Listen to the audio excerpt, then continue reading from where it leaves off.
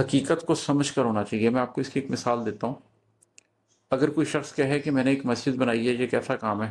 तो हम उसे कहेंगे बहुत अच्छा काम है।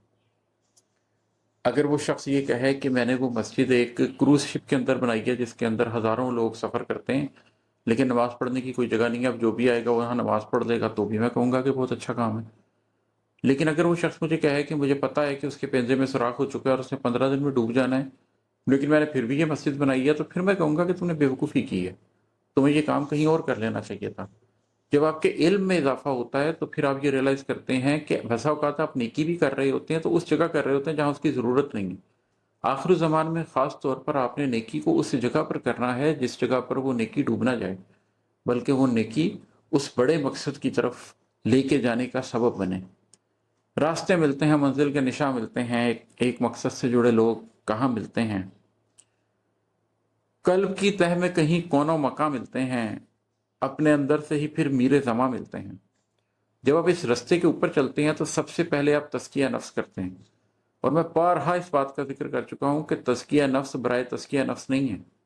जो लोग सिर्फ तज़किया नफ्स ही करते रहते हैं वो भी गलत कर रहे हैं, और जो अमल की दुनिया में कूद जाते हैं वो शायद कुरान की आयत भूल जाते हैं कि अहले ईमान तुम वो बात कहते क्यों हो जो तुम करते नहीं हो। चुनांचे तरीका यही है कि पहले आप अपने कल्ब को मनाएं ताकि वो करने लग जाए जो उसे करना चाहिए, और उसके बाद आप कोई बड़ा काम करने की तरफ ध्यान दें। उसके बाद जो कहते हैं वो करना शुरू करें। तो कल्ब की तह में कहीं कौनो मकाम मिलते हैं।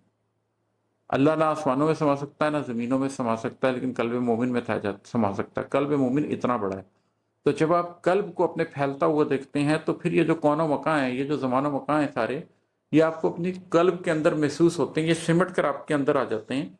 अपने अंदर से ही फिर मीरे जमा मिलते हैं, और फिर आप ये रियलाइज़ कर लेते हैं कि अच्छा मैं जिस ज़माने में हूँ उस ज़माने के अंदर ज़िम्मेदारी क्या है अदा करने की। जब आपके कल्ब के अंदर ज़मानो मकान कौनो मकान की पूरी हकीकत आ जाती है और आप इस ज़मानो मकान के मुकम्मल खेल को समझ लेते हैं, तो फिर अपने ज़माने के अंदर आपको जो मीरे ज़मान चाहिए होता है वो आपको अपने अंदर से ही मिल जाता है।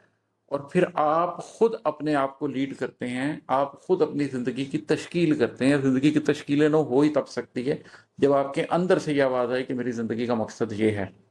कल्ब की तह में कहीं कौनो मकां मिलते हैं, अपने अंदर से ही फिर मीरे ज़मा मिलते हैं। और है कि शहर के शहर उजड़ जाते हैं यकसर, लेकिन इन खराबों में भी कुछ हीरे नेहा नेहा मिलते हैं।